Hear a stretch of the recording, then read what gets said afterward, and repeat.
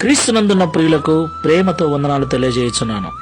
ఈరోజు దేవుడు మనకు చేస్తున్న వాగ్దానం ఏమిటనగా, కీర్తనల గ్రంథము 75వ కీర్తన 6-7 వచనాలు.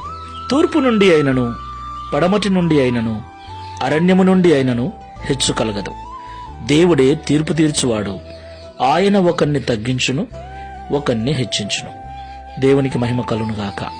నా ప్రియమైన సహోదరి సహోదరులారా, ఈ లోకంలో జీవిస్తున్న మనమందరము కూడా గొప్పగా బ్రతకాలని, హెచ్చుగా బ్రతకాలని, ఒకరికంటే తక్కువ బ్రతకకుండా, ఒకరి దగ్గరికి వెళ్ళి చేయి చాపి అడిగే స్థితిలో ఉండకుండా ఉన్నతమైన స్థితికి వెళ్ళాలని అందరము కోరుకుంటూ ఉంటాం.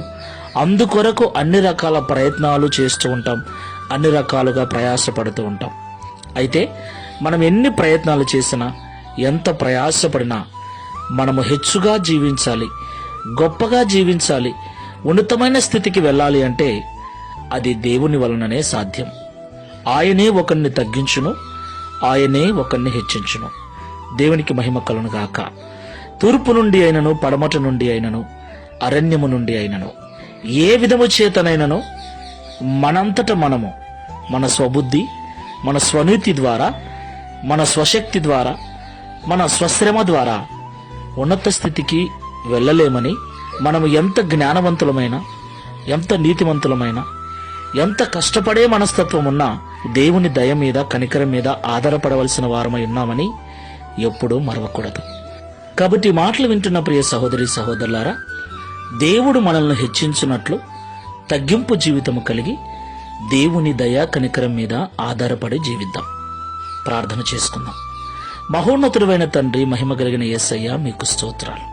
అవును తండ్రి, పెంట కుప్ప మీద నుండి దరిద్రులను లేవనెత్తగల దేవుడు. గొర్రెల దొడ్డిలో ఉన్న దావీదును సింహాసనం మీద కూర్చోబెట్టిన దేవుడవు నీవే. సింహాసనం మీద ఉన్న నెబుకద్నెజరును గడ్డిమేయు పశువుగా చేసిన వాడవు నీవే. అవును తండ్రి, నీవే మమ్మల్ని హెచ్చించువాడవు, నీవే మమ్మల్ని తగ్గించువాడవు.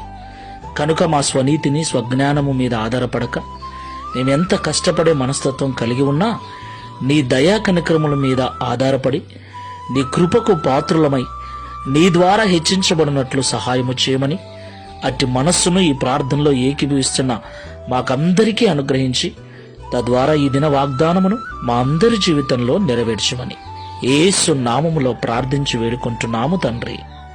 Amen. Praise the Lord. God bless you.